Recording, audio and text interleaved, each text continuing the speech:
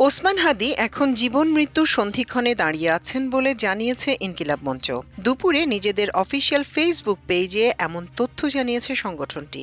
একই সঙ্গে তারা হাদির মৃত্যু হলে সবাইকে শাহবাগে জড়ো হওয়ার আহ্বান জানায়। হাদির খুনি ধরা না পড়া পর্যন্ত তারা পুরো বাংলাদেশ অচল করে দেওয়ার কথাও বলেছে। সামাজিক যোগাযোগ মাধ্যম ফেসবুকে দলটির পক্ষ থেকে বলা হয়েছে, ওসমান হাদি এখন জীবন মৃত্যুর সন্ধিক্ষণে দাঁড়িয়ে আছে। পরিবারের পক্ষ থেকে সিঙ্গাপুরেই অপারেশন করার অনুমতি দেওয়া হয়েছে। আপনারা দোয়া করুন আল্লাহ যেন তাকে হায়াতে তাইয়েবা নসিব করেন। আর ওসমান হাদি যদি রবের ডাকে সাড়া দিয়ে শহীদের কাতারে সামিল হয়, সেক্ষেত্রে পুরো বাংলাদেশের স্বাধীনতাকামী মজলুম জনতাকে সার্বভৌমত্ব নিশ্চিতকরণে শাহবাগে জড়ো হওয়ার জন্য অনুরোধ করা হচ্ছে। খুনিরা গ্রেপ্তার না হওয়া পর্যন্ত আমরা শাহবাগে অবস্থান করব এবং পুরো বাংলাদেশকে অচল করে দেয়া হবে। খুনি যদি ভারতে পালিয়ে যায়, সেক্ষেত্রে ভারত সরকারের সাথে আলোচনা করে যে কোনো মূল্যে তাকে গ্রেপ্তার পূর্বক ফেরত আনতে হবে। এদিকে মাথায় গুলিবিদ্ধ ইনকিলাব মঞ্চের মুখপাত্র শরীফ ওসমান হাদি খুবই ক্রিটিক্যাল অবস্থায় আছেন। সিঙ্গাপুর থেকে আজ বেলা 2টার দিকে পাওয়া সর্বশেষ খবরে জানা গেছে, হাদির ব্রেইনে জটিল এক অপারেশনের প্রস্তুতি নিচ্ছেন চিকিৎসকরা। ব্রেইনের স্ট্যামে যেখানে গুলির একটি অংশ আটকে আছে, সেটি বের করার জন্যই এই অপারেশনের বিষয়টি সক্রিয়ভাবে বিবেচনা করা হচ্ছে। হাদির এক ভাই তার সঙ্গে রয়েছেন এবং আরেক ভাই আজই সিঙ্গাপুরে রওনা হবেন। নির্ভরযোগ্য সূত্রে এসব তথ্য জানা গেছে।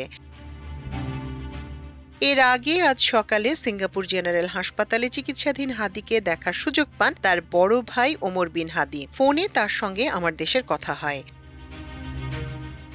ওদিকে ঢাকায় হাদির চিকিৎসায় সংযুক্ত ছিলেন ঢাকা মেডিকেলের নিউরোসার্জন ডক্টর আব্দুল আহাদ। তিনি গত রাতে আমার দেশকে জানান, হাদির ম্যাসিভ হার্ট অ্যাটাক হয়েছিল, এছাড়া তার ইনফেকশনও ছড়িয়ে পড়েছে। এ অবস্থায় গত রাতেই তার শারীরিক অবস্থার অবনতি ঘটে এবং অত্যন্ত সংকটাপন্ন অবস্থায় চলে যান হাদি।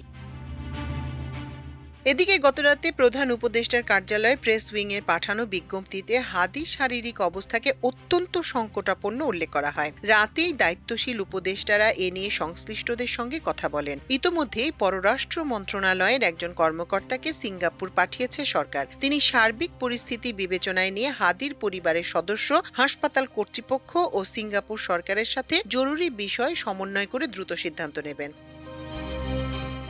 ওদিকে বৃহস্পতিবার বেলা 11টায় উপদেষ্টা পরিষদের নিয়মিত বৈঠকে হাদির সর্বশেষ অবস্থা এবং করণীয় নিয়ে অনির্ধারিত আলোচনা হয়। পরিস্থিতি বিবেচনায় নিয়ে কি করণীয় তা নিয়ে মতবিনিময় করেন উপদেষ্টা পরিষদের সদস্যরা। হাদির হত্যা চেষ্টাকারী ও তাদের সহযোগীদের ধরার বিষয়ে সর্বশেষ অগ্রগতিও উপদেষ্টাদের অবহিত করা হয়।